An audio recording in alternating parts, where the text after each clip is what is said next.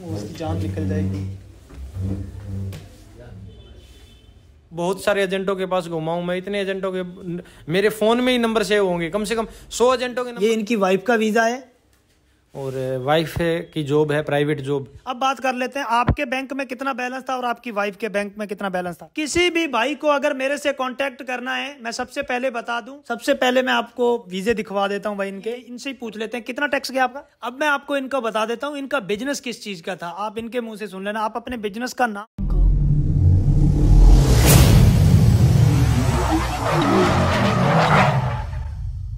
So guys welcome back to the channel. So भाइयों, आपको title और थंबनेल से पता चल गया होगा कि आज हम लोग किस बारे में बात कर रहे हैं। आपको याद होगा मैंने कल या परसों 2 दिन पहले एक वीडियो डाला था जिस दिन मैंने आपको बताया था कि मेरे ग्रैंड मदर एक्सपायर हो गए थे। तो भाई उसमें मैंने 4 पासपोर्ट दिखाए थे आपको।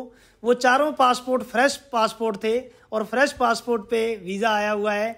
और आज वो जनाब मेरे साथ बैठे हैं। तो सतीश जी कैसे हो? बहुत बढ़िया भाई साहब। तो भाई उसके नीचे ना काफ़ी लोगों के कमेंट आए थे कि भाई जब हम इस बंदे से फ़ोन पे बात करते हैं तो ये बोलता है कि फ्रेश पासपोर्ट पे वीज़ा नहीं आएगा, और फिर ये अचानक से वीडियो डाल देता है कि फ्रेश पासपोर्ट पे वीज़ा आ गया। देखो भाई, आपको ये चीज़ समझनी पड़ेगी। मैंने बहुत सारी वीडियो में ये बात बोली है कि कुछ टर्म्स एंड कंडीशन होती है। मैंने कभी भी ये नहीं बोला कि किसका वीज़ा नहीं आएगा। हाँ, मैं ये बात ज़रूर बोलता हूँ कि फ्रेश पासपोर्ट पे वीज़ा कम आता है, लेकिन उसके पीछे मैंने कुछ बातें बता रखी हैं, कुछ कंडीशन है कि अगर आपका बिजनेस या आपकी जॉब इस लेवल की होगी तो आपका फ्रेश पासपोर्ट भी मैटर नहीं करता। अब कई बंदों को ना ये चीज़ समझ नहीं आती है।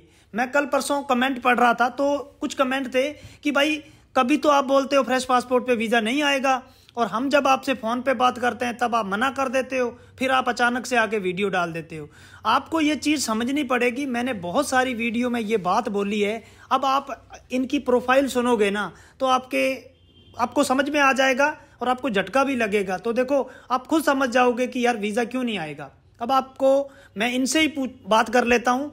तो सबसे पहले अगेन थैंक यू आपका, आप इतनी दूर आए। और हाँ यार, बहुत सारे बंदे ना जिनका वीज़ा आता है वो दर्शन ही नहीं देते, ना वीडियो डालते हैं। मैं हमेशा से एक बात बोलता हूँ, अगर आप दूर बैठे हो तो कम से कम यार एक वीडियो बना दिया करो अगर मेरे ऑफिस तक नहीं आ सकते। मैं इनका थैंक यू करना चाहता हूँ। ये इतनी दूर से हरियाणा से मेरे पास चल के आए। ये सरपंच आदमी हैं और इनके पास टाइम की कमी है, फिर भी ये देखो मेरे पास आए हैं। मैं इनका थैंक यू करता हूँ। और सबसे पहले मैं इनको पासपोर्ट दे देता हूँ। ये पासपोर्ट ये अपने एड्रेस पे भी मंगा सकते थे, लेकिन इन्होंने क्या बोला कि मेरा गांव का एड्रेस है। हालांकि इनके वहाँ पर पार्सल आता है, लेकिन फिर भी इन्होंने बोला कि नहीं, आप अपने पास ही मंगवा लो, मैं आपसे मिल के चला जाऊँगा। तो ये लीजिए, पहले तो मैं आपको पासपोर्ट देता हूँ। और अब हम इनसे ही बात कर लेते हैं, ये कहाँ से आए हैं, इन्होंने कहाँ कहाँ ट्रैवल कर रखा है। और आपको मैंने बताया था ना कि इनकी कोई ट्रैवल हिस्ट्री नहीं है, इनकी पूरी फैमिली का वीज़ा आया, 2 गुड़ियाँ इनके। तो सबसे पहले सतीश जी, आप अपना परिचय बता दो कि आपका नाम क्या है और आप कहाँ से आए हो और आपको कितना टाइम लगा और कितने बजे चले थे आप? मेरा नाम सतीश कुमार बेनीवाल है, गांव डाबी कला से बिलोंग करता हूं, जिला फतेहाबाद हरियाणा है। तो मैं सुबह चला था, 8 बजे चला था, धुंध थी डबवाली तक। तो धुंध के बाद फिर मौसम आगे ठीक मिला तो मैं पहुंच गया। 1 घंटा हो गया मेरे को अभी आए हुए। तो टोटल आपको कितना समय लगा यहाँ पर आने को? मेरे को लगा 4.5 घंटे के अप्रोक्सीमेटली, 4-4.5 घंटे में पहुंचा हूँ मैं यहाँ। देखो भाई, 4.5 घंटे ये ड्राइव करके आए हैं। और कई बंदे ना, मैं आपको बताऊं, मेरे 100 किलोमीटर के दायरे में जिनका वीज़ा आया है वो मेरे पास मिलने तक नहीं आए। तो सबसे पहले मैं आपका थैंक यू करता हूँ तीसरी बार। अच्छा, मैं एक बात और बता दो, क्या आपकी कोई ट्रैवल हिस्ट्री थी चारों की? नहीं, कोई ट्रैवल हिस्ट्री नहीं है, फ्रेश पासपोर्ट है। देखो भाई, अब आपको पता चल गया इनकी कोई ट्रैवल हिस्ट्री नहीं थी। अब मैं आपको इनका बता देता हूँ इनका बिजनेस किस चीज़ का था। आप इनके मुंह से सुन लेना। आप अपने बिजनेस का नाम बता दो। ट्रैक्टर पार्ट्स का बिजनेस है मेरा, और ITR मेरी लगभग मान लो 8,20,000 रुपये के समथिंग थी। टैक्स पेड कर रखा है मैंने कुछ। और वाइफ की जॉब है, प्राइवेट जॉब, गैस एजेंसी में सुपरवाइजर की जॉब है उनकी, तो वो करती हैं। बाकी लड़कियां हैं, एक 7th क्लास में पढ़ती है और एक 3rd क्लास में है। तो देखो, आप आपने इनकी 8.5 लाख की ITR थी, टैक्स पेड कर रखा है। अब मैं यही चीज़ आपको बोलता हूँ, जो कमेंट आ रहे थे ना कि भाई आप तो बोलते हो फ्रेश पासपोर्ट पे वीज़ा नहीं आता, फिर बोलते हो। देखो, अगर आपका फ्रेश पासपोर्ट है डजेंट मैटर, लेकिन अगर आपने टैक्स पेड कर रखा है या फिर आपका बिजनेस टॉप लेवल का है, अभी तो मैं इनको बताऊंगा, इन्होंने जीएसटी भी पे कर रखी है। आपने जीएसटी कितनी पे कर रखी है? आपने मैंने 3.5 लाख रुपए के समथिंग जीएसटी पेड की है। 1 साल की? 1 साल की। तो भाई वैसे मैं आपको बता दूं, जीएसटी जिनके पास होती है, आप क्वार्टरली पे कर सकते हो, मंथली पे कर सकते हो, साल का भी कर सकते हो। अब आप देख लो, 3.5 लाख तो इन्होंने सरकार को जीएसटी दे रखी है। लाख रुपए 70-80 हजार के हिसाब से, मुझे अभी कंफर्म नहीं है, ये इनसे ही पूछ लेते हैं, कितना टैक्स गया आपका? अप्रोक्सीमेटली गया होगा 60-70 हजार रुपए टैक्स पेड किया है मैंने। 70,000 से 60,000 के बीच में इन्होंने टैक्स पे किया है। ठीक है, अब मैं आपको बताता हूँ इनकी एफडीआं कितनी थी और इनके खाते में बैंक बैलेंस कितना था और इनकी वाइफ के खाते में बैंक बैलेंस कितना था। आप पहले तो एफडी बता दो, आपको कितने की एफडीआं थी? 4 के नाम थी, 2 के नाम थी? 2 के नाम थी, वाइफ के नाम से और मेरे नाम से।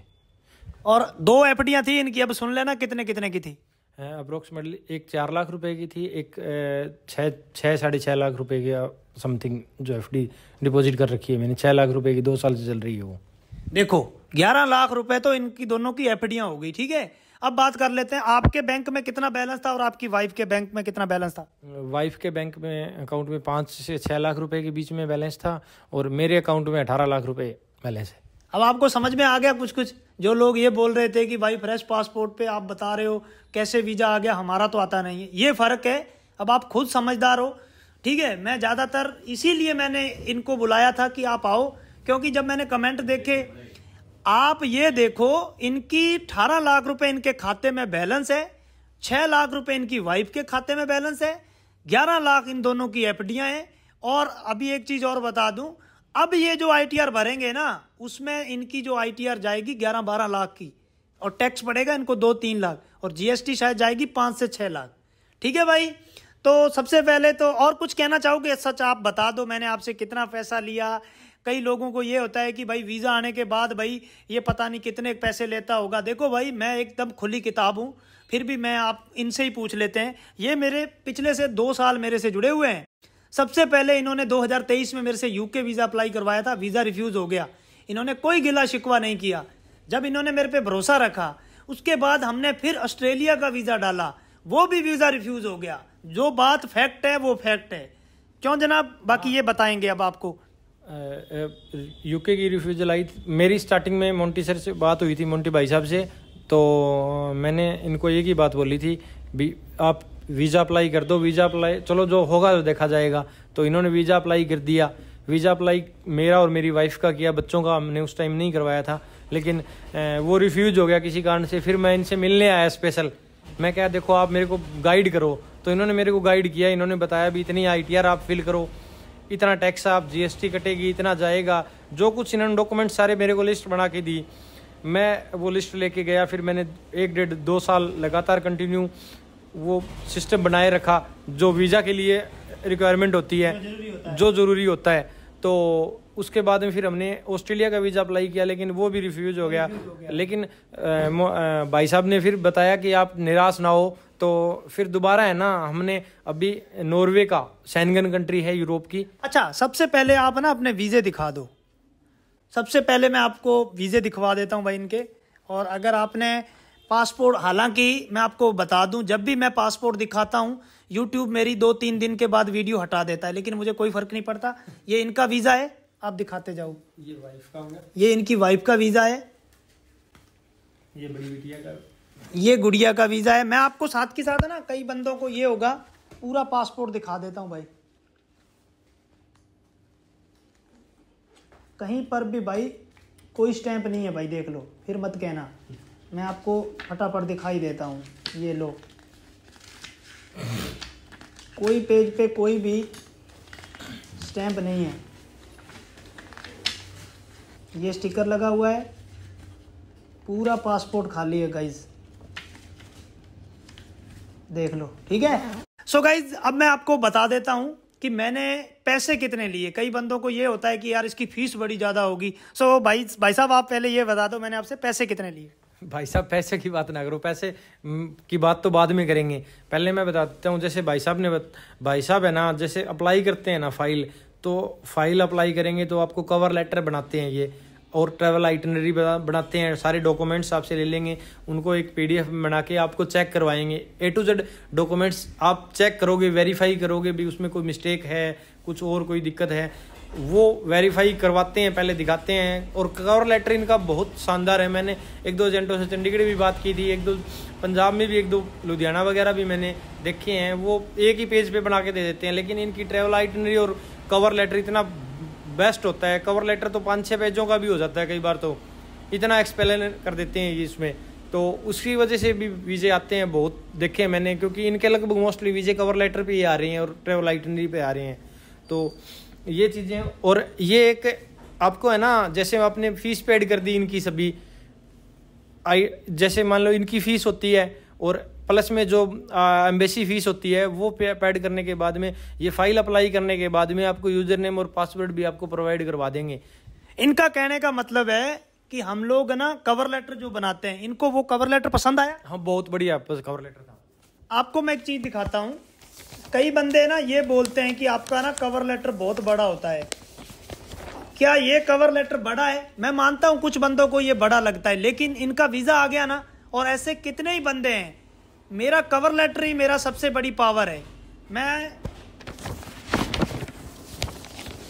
देखो, जो चीज मैंने हाईलाइट करके दिखाता हूं ना, मैं वीजा ऑफिसर वही पढ़ता है। और मेरे कवर लेटर में आप लोग देख लो, मैं पूरा जान लगा देता हूं पूरे कवर लेटर के अंदर, ठीक है? इसलिए वीजे आते हैं। अच्छा, आपको हमारी पहले तो फीस बता दो, और क्या चीज आपको हमारी टीम की अच्छी लगी या मेरी अच्छी लगी। पहले पैसे बता दो आप।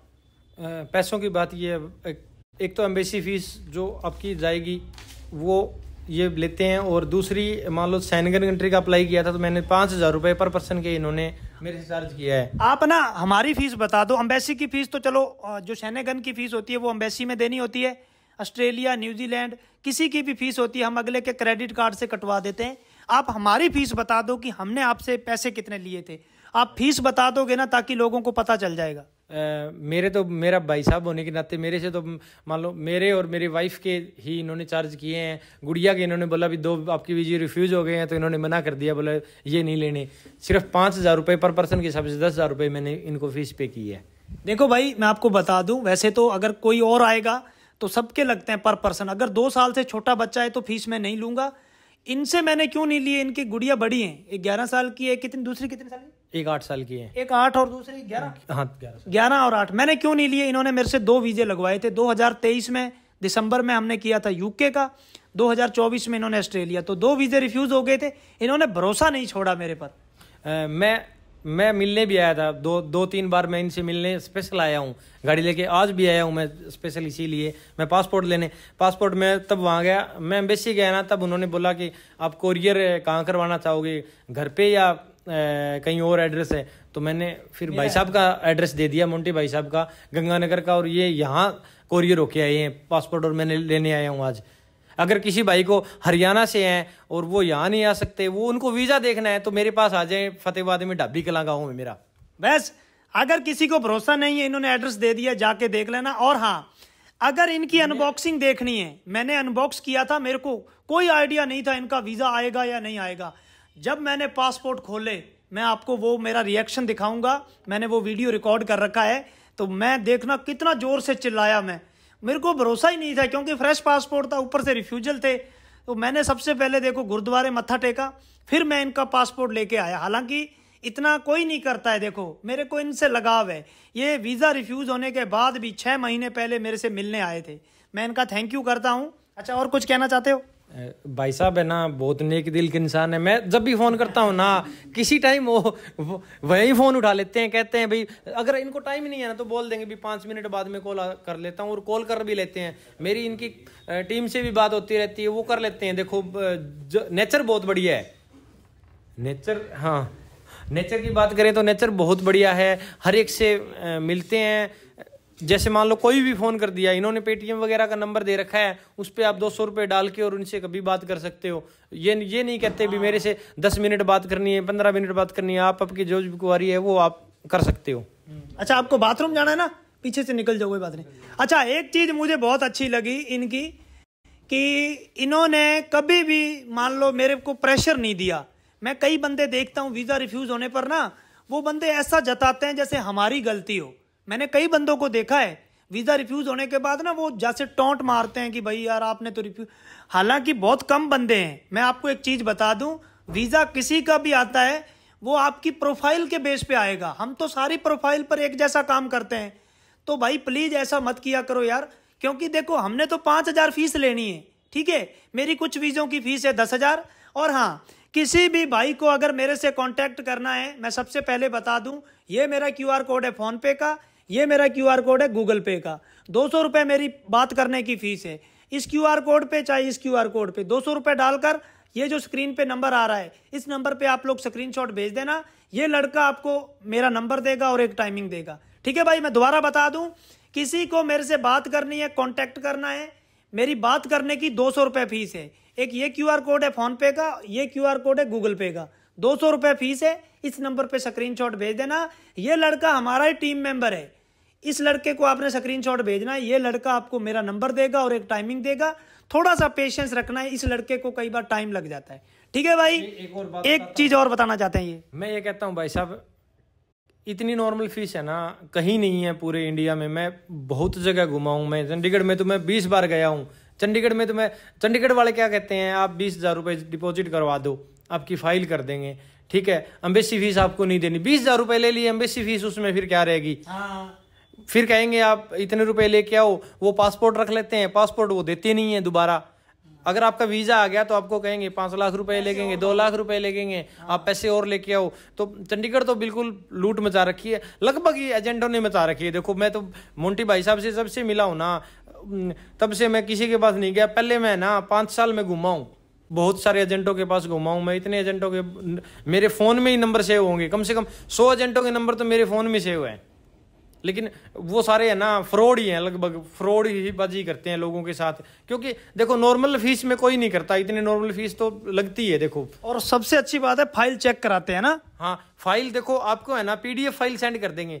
जो जो डॉक्यूमेंट्स आपको आप लगाओगे वही डॉक्यूमेंट्स आपके लगने हैं, जो जो देंगे आप दोगे। और ये कह देंगे भी आप चेक कर लो, आपके पास टाइम है, घंटे का, 2 घंटे का, 1 दिन का, 2 दिन का, आप जैसे भी चेक करके इनको बता दोगे ये फाइल अपने। कोई गलती होती है तो निकल जाती है। हाँ, गलती होती है तो वो निकल जाती है देखो, क्योंकि उसमें पता लग जाता है। कई बार कोई स्पेलिंग मिस्टेक होगी या फिर कोई पासपोर्ट नंबर गलत हो गया तो वो देखो अपने को भी पता लग जाता है। नॉर्मल बात है, नॉर्मल बात हो जाती है। हाँ, नहीं बहुत बढ़िया है भाई साहब। आप है ना मैं इनकी वीडियो डेली वीडियो है ना देखता हूँ, डेली वीडियो लाइक करता हूँ, डेली वीडियो देखता हूँ। और लगभग है ना मोस्टली मान लो हफ्ते 2 हफ्ते में हमारी बात भी होती रहती है भाईचारे के नाते। भाईचारे के नाते। और हम कवर लेटर बनाते हैं ना, इसमें कोई भी मिस्टेक होगी ना आप लोग पकड़ लोगे। हमारे वीजे क्यों आते हैं सबसे ज्यादा, ये देखो ऐसी मैं ट्रेवल आइटनरी बनाता हूँ, कोई बनाएगा 15 पेज की या 10 पेज की आइटनरी, ये देखो, ठीक है। और ये कवर लेटर है, इतना शिद्दत से 10 पेजों का कवर लेटर बनता है, उसमें से ये 3 पेज सिलेक्ट किए जाते हैं, 4 पेज, चलो लास्ट पे तो ये आ जाता है, डॉक्यूमेंट आ जाते हैं और नाम आ जाता है। मेन तो कवर लेटर 3 पेज का ही है। क्या 3 पेज का कवर लेटर ज्यादा बड़ा है? ठीक है, आपका वीजा आना चाहिए। जब तक आप वीजा ऑफिसर को सारी चीजें समझाओगे नहीं, तब तक वीजा नहीं आएगा। कभी भी वीजे को हल्के में मत लो यार। मैंने ऐसे ऐसे एजेंट देखे हैं जो 8वीं पास है, 10वीं पास है, एजेंट तो बन गए हैं, लेकिन उनको कुछ भी नहीं पता है। पंजाब और हरियाणा और केरला, गुजरात से, इन 5-6 स्टेट से मिलाकर मेरे पास टोटल 16 एजेंट हैं जो मेरे से फाइल तैयार करवाते हैं। इस बात का मुझे गर्व है अपने आप पर। मैं आज इस सीट पे बैठा हूं ना, तो ऐसा नहीं है कि मैं ऐसे ही बैठ गया। मैंने खुद 22 देश ट्रैवल करी है, 22 देशों में ट्रैवल किया है, फिर जाकर आज मैं इस सीट में बैठा हूं। तो ठीक है भाई, एक बार अपने चारों ही थोड़ा थंबनेल के लिए दिखा देते हैं, थोड़ा अच्छा लगेगा। 2 आप पकड़ लो, 2 मैं पकड़ लेता हूँ।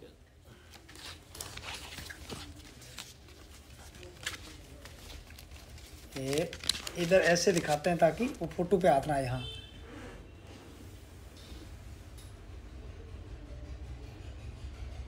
ठीक है। और एक आपने ना, मैं चारों मेरे हाथ में दे दो, चारों मैं आपको हाथ में देता हूँ, थोड़ा थंबनेल पे उसकी जान निकल जाएगी। पूरी आ रही ना हमारी फोटो? हाँ, बढ़िया आ रही। चलो जी, ठीक है। तो ठीक है भाई साहब, बहुत बहुत अच्छा लगा इनसे बात करके। और मैं थैंक यू करना चाहता हूँ यार, मैं ना ऐसे बंदे की सच में दिल से सैल्यूट है, कदर करता हूँ, क्योंकि इतनी दूर से मिलने आए। कुछ कहना चाहोगे लास्ट में? बस भाई साहब, आप है ना, आपको जो भी फाइल अप्लाई करानी हो ना, आप भाई साहब पे विश्वास करके है ना, पूरा ट्रस्ट करके और फाइल अप्लाई करवाओ, आपको रिजल्ट पॉजिटिव ही मिलेगा। ठीक है, थैंक यू गाइज। तो भाई ठीक है, मिलेंगे आपको एक नए वीडियो में ऐसे ही। तो थैंक यू, जय हिंद, वंदे मातरम।